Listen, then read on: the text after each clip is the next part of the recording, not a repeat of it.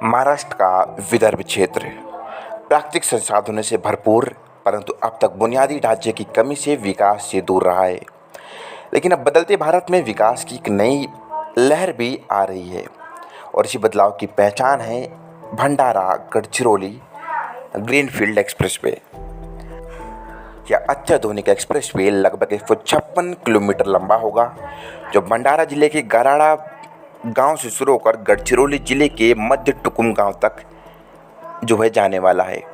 रास्ते में नागपुर, चंद्रपुर और ब्रह्मपुरी जैसे क्षेत्रों से गुजरेगा।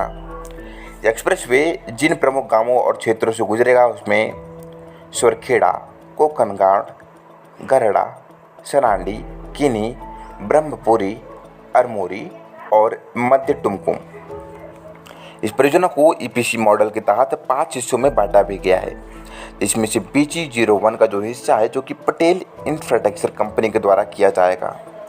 वहीं BG02 का जो हिस्सा है जिसमें से एफकॉन, इरकॉन, मोन्टेक्रेलो, PNC द्वारा कंपनियां बोली दी गई है।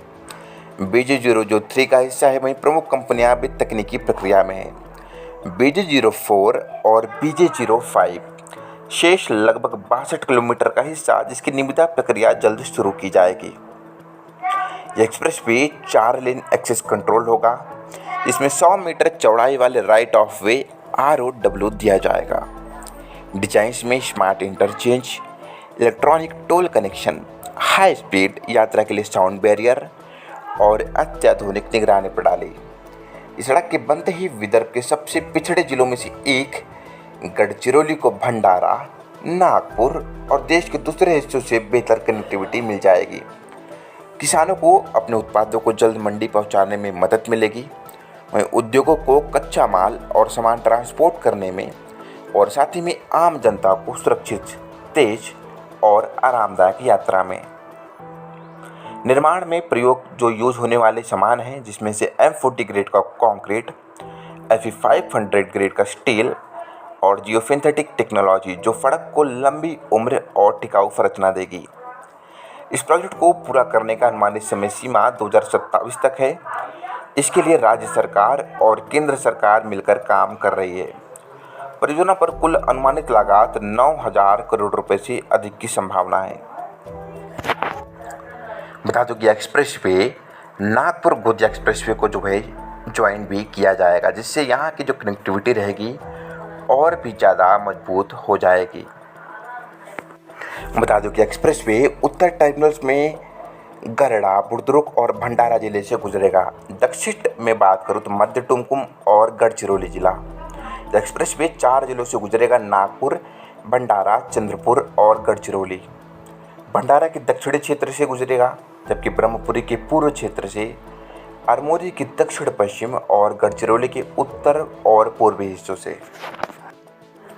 MSRDC द्वारा यह प्रोजेक्ट EPC जो कि इंजीनियरिंग, प्रोक्योरमेंट और कंस्ट्रक्शन मॉडल पर 5 भाग या 5 पैकेजों में डिफाइन किया गया है। पहला जो पैकेज है BG01 जो कि लगभग 24.7 किलोमीटर लंबा है, जो कि पटेल इंफ्रास्ट्रक्चर कंपनी को दिया गया है। अनुमानित लागत 18.54 अरब है, जबकि निर्माण समय सीमा 2.5 वर्ष की है। सेकंड जो पैकेज है BG02 का, जो कि लगभग 34.75 किलोमीटर लंबा है, जिसकी एफकॉन, इरकॉन, मोन्टेक्रेलो और PNC जैसी कंपनियों ने बोली लगाई है। टेंडर अभी ओपन होने का है। तीसरा है BG03 जो कि लगभग 34.79 किलोमीटर लंबा है। इसमें भी बोलीदाताओं की जो लिस्ट है उसमें एफकॉन, इरकॉन और PNC शामिल है। BG04 और BG05 जो कि 62 किलोमीटर का लंबा है, जो कि किन्हीं से गढ़चिरौली तक का हिस्सा है। इसकी विवरण, बोली, स्थिति अपने अंतिम चरण में है। वर्तमान की स्थिति बताओ तो BG01 है जो कि पटेल इंफ्रास्ट्रक्चर कंपनी को काम दिया गया है। 21.88 अरब में स्वीकृति हुई है और MSRDC के साथ बातचीत चल रही है। BG02 और BG03 इंजीनियरिंग बोली प्रक्रिया में तकनीकी मूल्यांकन के बाद फाइनेंशियल बोली खोली जाएगी। वहीं BG04 और 5 की बात करूँ तो अभी शेड्यूल में जोड़ा जाना बाकी है। प्रोजेक्ट मॉडल EPC पूर्वानुमानित समय सीमा लगभग 2.5 वर्ष की है। वर्ष 2027 तक इस पूरे 156 किलोमीटर लंबे एक्सप्रेसवे के काम को पूरा करना है। एक्सप्रेसवे नागपुर, भंडारा, गोदी एक्सप्रेसवे से कनेक्ट होकर विदर्भ क्षेत्र को प्राथमिक मजबूत करेगा।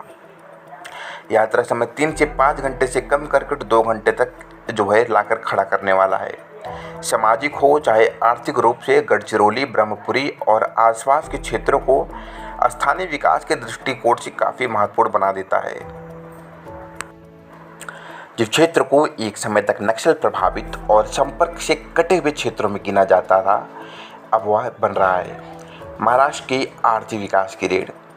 भंडारा गढ़चिरौली एक्सप्रेसवे सिर्फ एक रास्ता नहीं बल्कि यह सपना है बदलाव का, रास्ता का और तरक्की का भी। यह सेतु भारत का निर्माण का रास्ता। उम्मीद है आपको यह वीडियो समझ में आ चुकी होगी। मिलते हैं कुछ और इंफ्रास्ट्रक्चर प्रोजेक्ट के साथ में, पूरे महाराष्ट्र को कवर करने वाले हैं। अपना अटेंडेंस आप लोग जरूर लगाइएगा लाइक के साथ में। तब तक के लिए जय हिंद, वंदे मातरम।